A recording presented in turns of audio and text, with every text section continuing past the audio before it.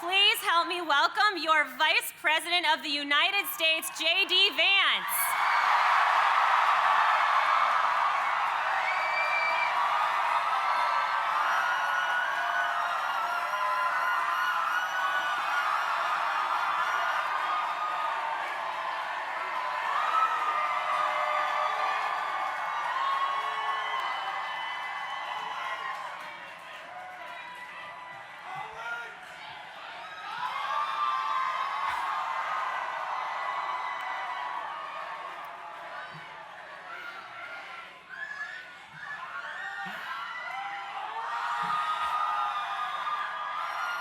Let me say, thank you, good afternoon, marchers. Thank you for having me. And it is an honor to be standing with you here today for life. We are proud to march with you, and yes, we will be back next year.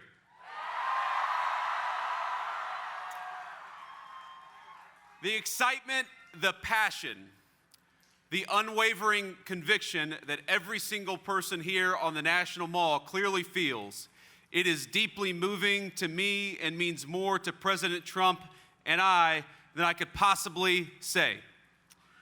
For over a half century, this march has united tens of thousands of Americans from all walks of life to rally for the cause of life in our nation. It is the single largest gathering in the world to celebrate our movement, the victories we've fought so hard for, and yes, the victories yet to come. And I want to personally welcome all of you who have traveled from far and wide to our nation's capital. Thank you for your dedication, and it is an incredible crowd, and it's great to see you today.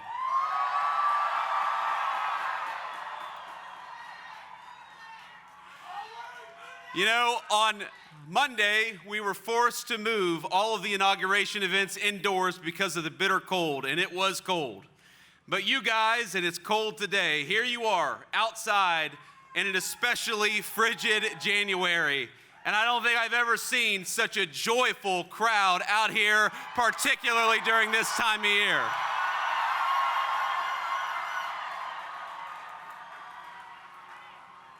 Now, as you all know, the event theme this year is life, why we march. And there are obvious answers to the implicit question it poses. We march to protect the unborn. We march to proclaim and live out the sacred truth that every single child is a miracle and a gift from God.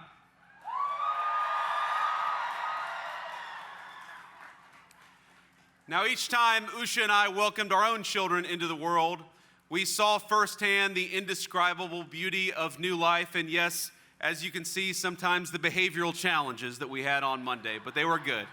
They were good. And watching all three of our kids grow, learn, and become who they are today has been the single greatest blessing of our lives. Now, every parent here knows that feeling, that awe at a newborn child. It is our responsibility to cherish and to protect it. But thinking about the question of why we march, there are also some subtler, but equally more important answers to that question that I want to reflect on today. Now, the task of our movement is to protect innocent life. It's to defend the unborn, and it's also to be pro-family and pro-life in the fullest sense of that word possible.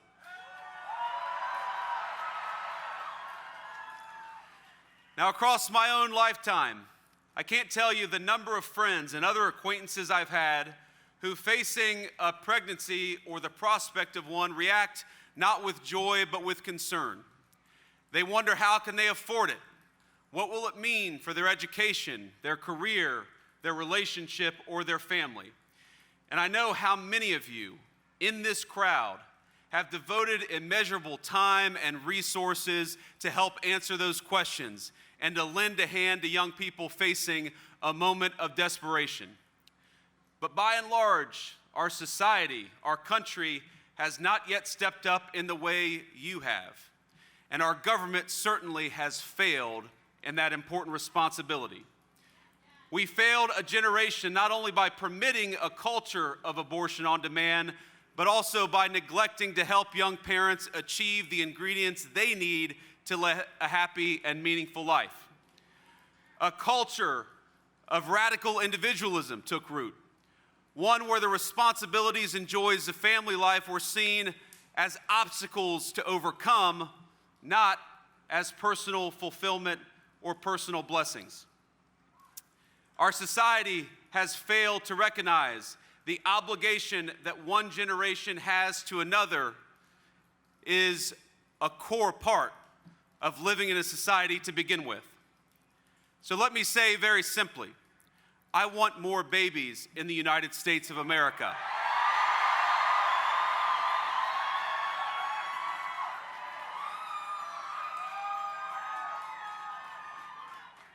I want more happy children in our country. And I want beautiful young men and women who are eager to welcome them into the world and eager to raise them. And it is the task of our government to make it easier for young moms and dads to afford to have kids, to bring them into the world, and to welcome them as the blessings that we know they are here at the March for Life.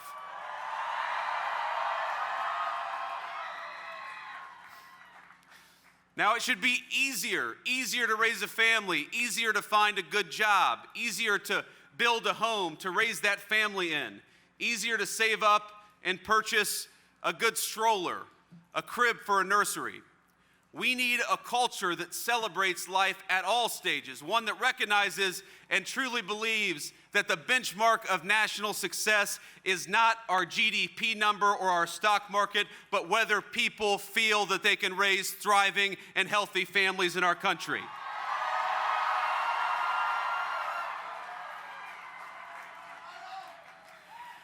And that brings me back to where we stand today. Earlier this week, President Donald J. Trump stood in the Capitol Rotunda and took the oath of office, becoming not just the 45th, but now the 47th President of the United States, and I know all of you helped. With the inauguration on Monday, our country faces the return of the most pro-family, most pro-life American president of our lifetimes.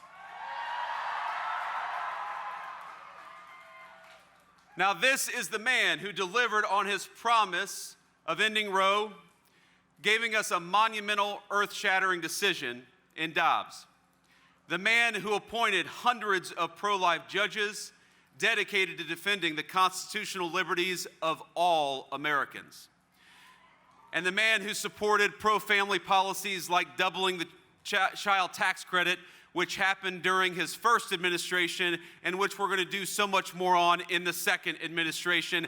Now he's back, and we're going to do it again.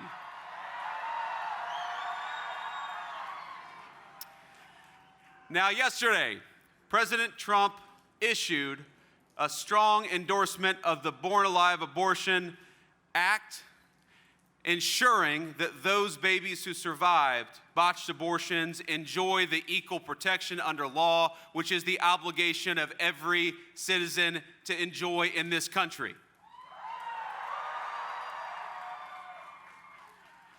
With his return to office, no longer will the federal government direct FBI raids on the homes of people like Mark Houck and other Catholic and Christian activists who are fighting for the unborn every single day.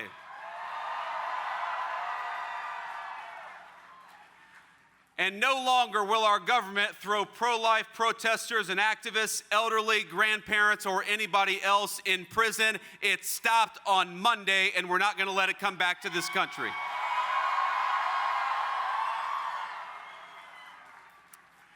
Instead, and I know you all saw the news, the 47th president has already issued pardons to those unjustly imprisoned. And I want to be clear that this administration stands by you, we stand with you, and most importantly, we stand with the most vulnerable and the basic principle that people exercising the right to protest on behalf of the most vulnerable should never have the government go after them ever again.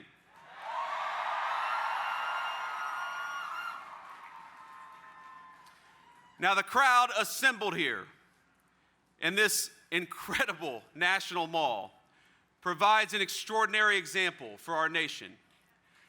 You donate to diaper banks, you help find housing for those in need, you help fund the crisis pregnancy centers that give help to young women and young men in a time of crisis. You guys are the beating heart of the pro-life movement, and you've saved many lives already, and you're going to save more again.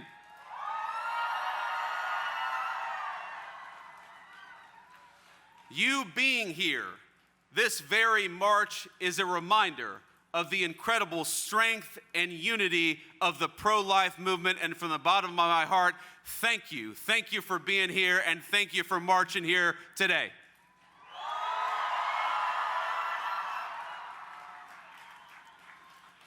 And most importantly, in your works, you remind us that the March for Life is not just a single event that happens on a frigid January day. The March for Life is the work of the pro-life movement every single day from this point forward.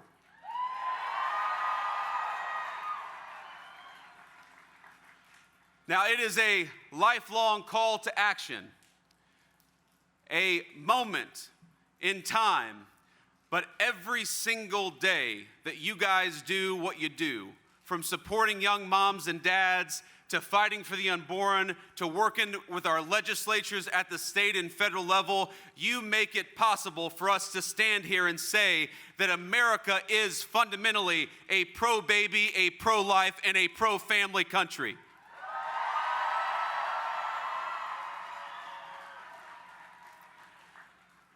Now, I hesitate to give you all advice because I can see there are young and old people who have been in the pro-life movement, some of you for longer than I've even been alive, and I'm grateful to you. But if I could offer one piece of advice, it's a piece of advice born out of my own experience. There was a point when I would get frustrated with people who didn't see what we saw. I would get frustrated that people could look at a picture of a baby on an ultrasound and see not a human being, but just a clump of cells. But one of the things that being a father has taught me, and one of the things that being in politics has taught me over the last couple of years, is that it is a blessing to know the truth, and the truth is that unborn life is worthy of protection.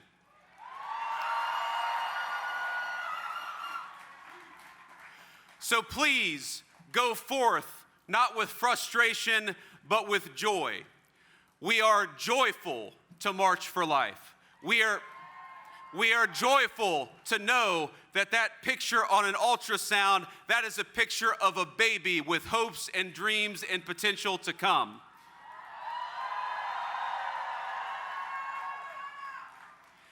It is a joy and a blessing to fight for the unborn, to work for the unborn, and to march for life. God bless you all, and thank you for having me. It's an honor to be with you.